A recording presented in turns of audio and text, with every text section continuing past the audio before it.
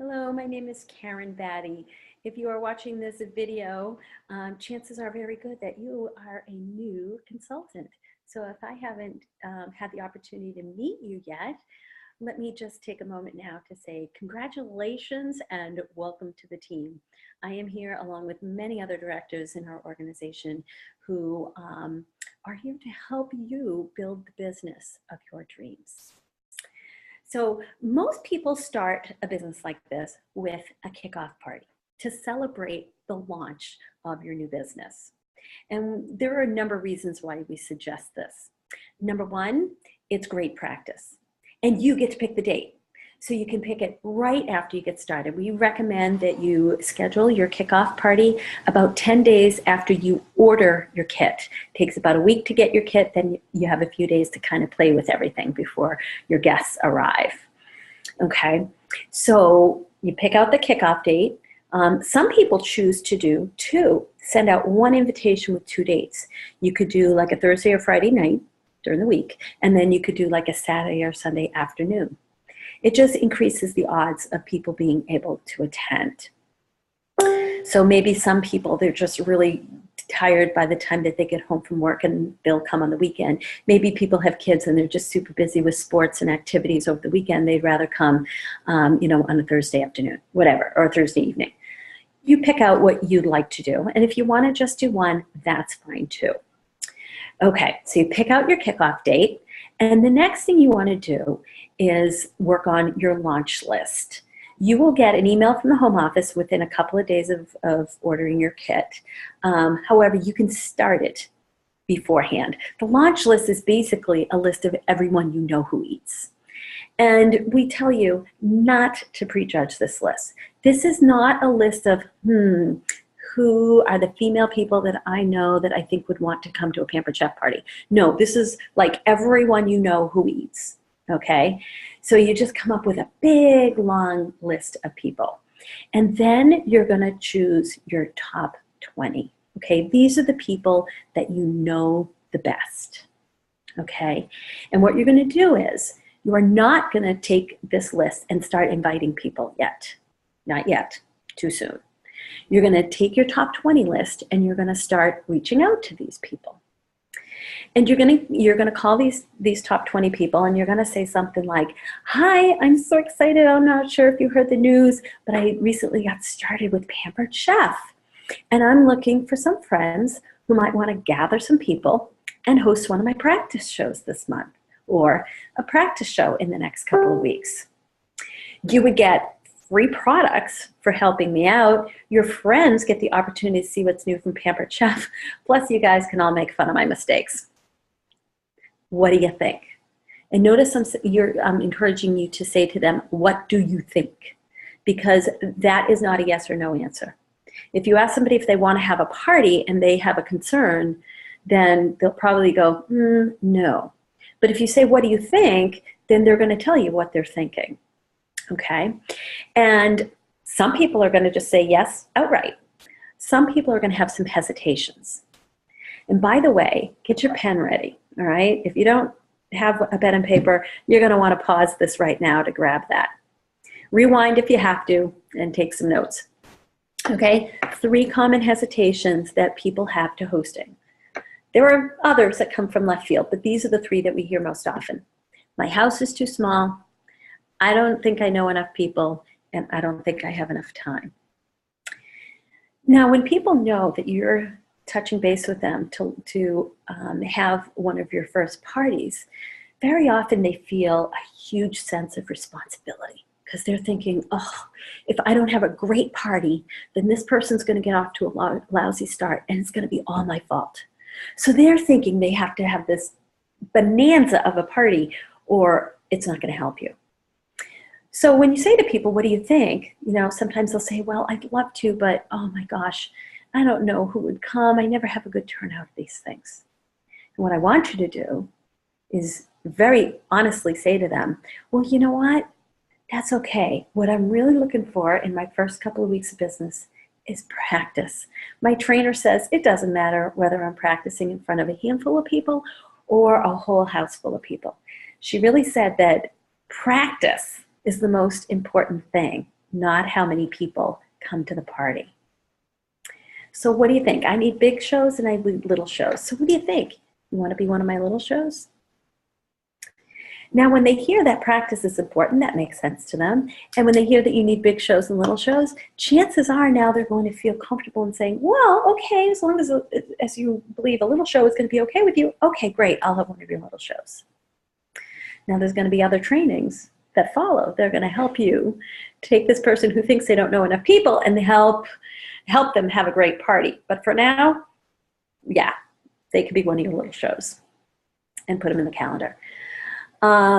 Some people are going to say, you know, I'm not sure if I have enough time. And say, well, you know what, this isn't like planning a wedding. I swear, it's going to be really informal and fun. And, you know, my trainer says the most important thing for my business is that I get practice. This doesn't have to be some huge affair. It can be as easy as having a few of your close friends and family over. Okay, it doesn't have to be anything big and fancy. And you know what? You're going to get free products. So what do you think? I need big shows and little shows. You want to be one of my little shows? Okay, and see what they say. And the third common hesitation is, oh, I'd love to, but my house is so small. And then you can say to them, is your house small or is your kitchen small? Because we really only need access to the kitchen. How many people could fit in your living room? And if they say, well, like only 4 or 5, guess what I'm going to encourage you to say? Are you guessing? Oh, you know what? That's fine. Because what I'm really looking for in the first couple weeks of my business is just practice. My trainer said it's the single most important thing to get off to a strong start is that I just get some practice. I need big shows and I need little shows. Do you want to be one of my little shows? Okay, and see what they say. Now, if they say yes, great. Tell them what you've got open the week following your kickoff party. Because you're going to get bookings from your kickoff party, but most people don't want to schedule a party within 7 days. They usually want to wait a couple of weeks. So you want to fill that week following your kickoff party. So you don't go and do your kickoff party and say, oh, wow, this part and this part and this part went really well, but next time I'm going to change this and this. And then all of a sudden have to wait 2 weeks.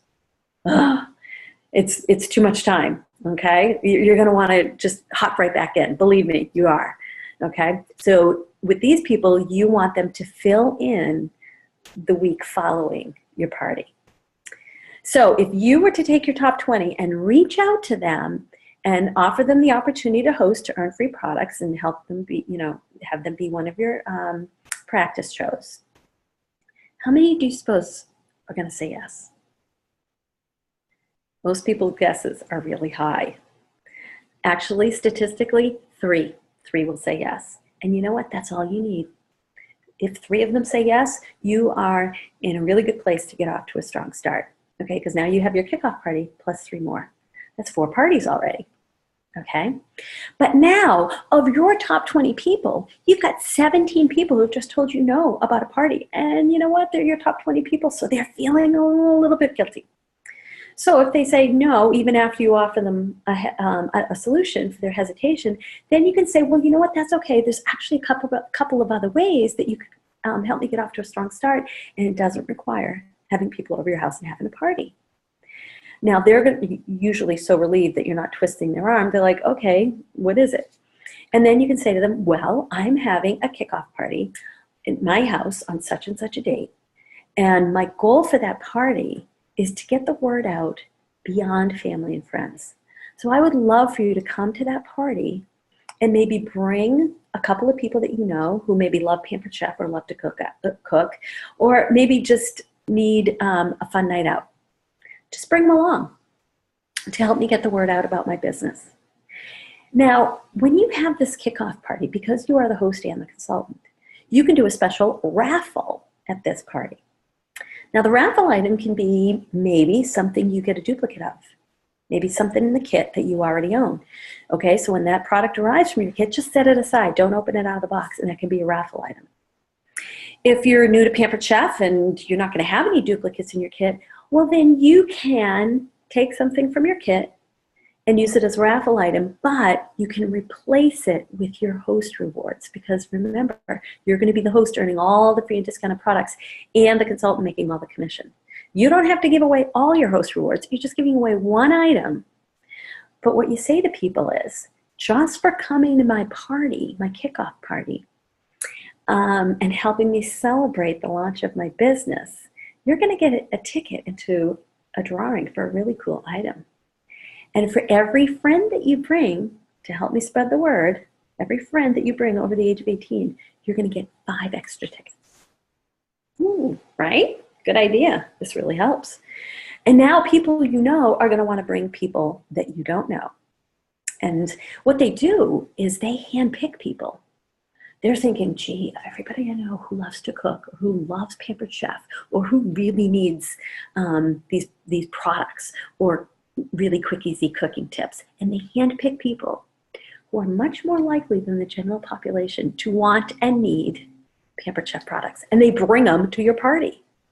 It's awesome. And it's not going to cost you anything out of pocket, because you're just raffling off an item that you're going to replace with your host rewards. Okay? So if you say to these 17 people of your top 20 who've said no to a party, if you ask them to come to your kickoff party with friends, do you know how many statistically will say yes? The answer might surprise you. It's actually about 5, about a little less than a third. And it's not going to be because they don't want to come, though it might be with 1 or 2 of them, but most of the time it's because they're not free that day. Their work schedule, travel schedule, kids' activities, or whatever, they're not going to be available that night. But imagine if 5 people are coming, and because you took a minute to explain to them that this would be really helpful to get the word out about your business, if you had 5 people coming and planning on bringing 2 people each, that's a great thing.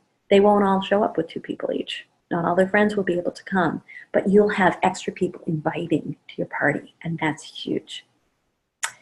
Okay, so you had 17 people, 3 have said yes to a party. Statistically, about 5 have said they'll come to your party with a few guests. Now you still have 12 people who've now said no to you twice, and these are your top 20 people. They're feeling really badly now.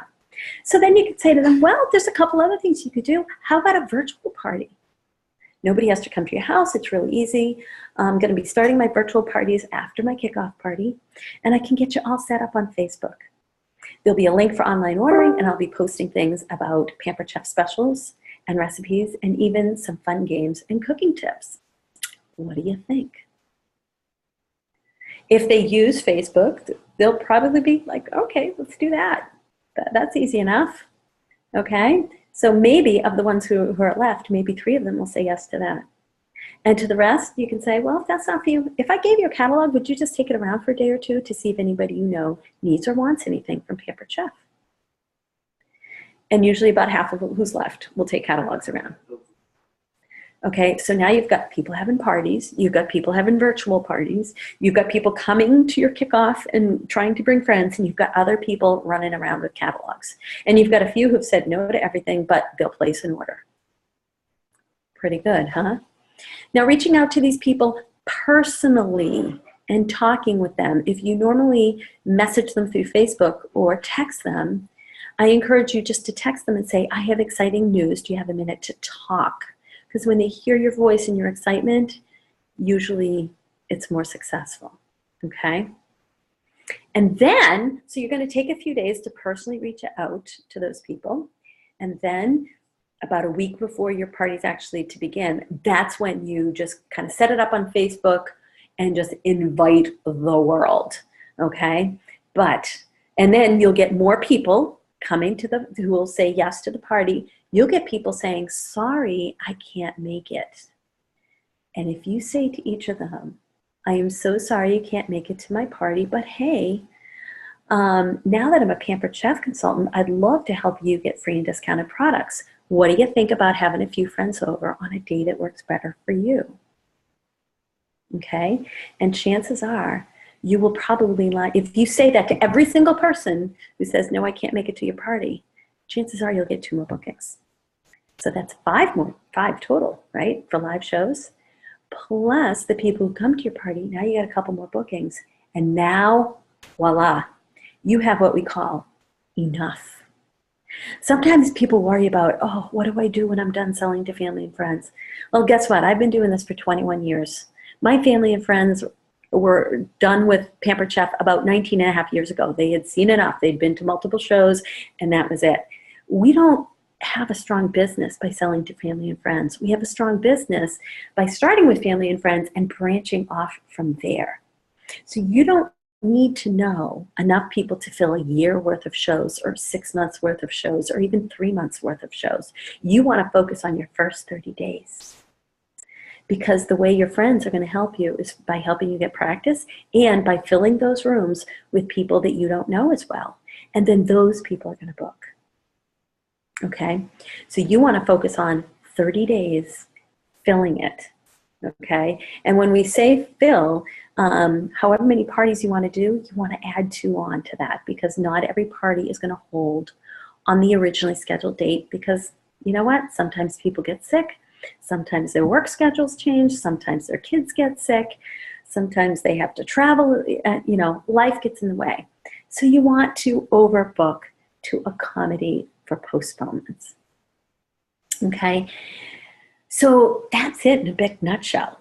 Okay, so by working it this specific way and getting those parties lined up and getting at least a few of them to be right after your kickoff party, you're going to get the practice you need. You're going to see enough people. You're going to get enough shows on the books so that you get momentum going forward. All you need to do is get 1 or 2 bookings from each of those parties, and you are growing. If you only line up 1 or 2 parties and you got 1 or 2 parties and they spread out, it's hard to get that momentum. So if you really, really just kind of bite the bullet and follow us blindly with this process, oh my goodness, you're going to be so thrilled. You can always back off and do fewer shows or spread them out, but you can't always find more shows when you want them. So play the new card, because if you don't do that and your friends come to your show and they buy a food shop or whatever, guess what? Then they're like, hey, I helped them start a business. I placed an order.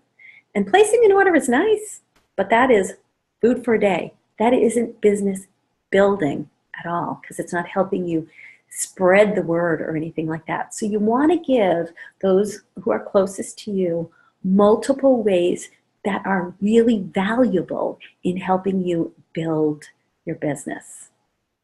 So that's how you get that done. Now, I also want to tell you, most of us directors talk to our new people multiple times a week in their first couple of weeks of business. So please reach out to us. We want to know exactly what you're hearing. If you hear other hesitations that I didn't cover, let us know. We've been in business for a long time. Whatever you're hearing, we've heard it before. We probably have solutions to offer. Okay? If you're having a hard time coming up with a long enough list of people to talk to, let us know. We can help you brainstorm. Okay? We are here to help you every step of the way. You are in business for yourself, but not by yourself. Okay? So follow this plan. Keep in touch with your director. You should be like peanut butter and jelly for the first week or so, especially, and actually probably for the first month or so. Think about if you were to start any new job. Don't you think on your first day of the job you'd have questions, or in the first few weeks you'd be going back to that person who first trained you to say, hey, I got a question about this, or I got a question about that. This is a little different than what we covered. Of course you would. But with this business, we're not in the cubicle next to you, so you need to reach out to us. And believe me, we are not annoyed by it. We're excited. When we have a new consultant who reaches out to us, we're like, yes, they're really working it, and they're keeping in touch with us, and this is fantastic. So there is no such thing as a stupid question. The stupid question is the one you don't ask. And you know what? You won't get an answer for it if you don't ask. So stay in touch. If this system doesn't get you all the bookings that you need, just know that this is one system and there are others that you can try. So if this doesn't get you everything you need, no worries. Again, be in touch with your director, and we will get you the other ideas and information that you need. Okay? Go forth and prosper.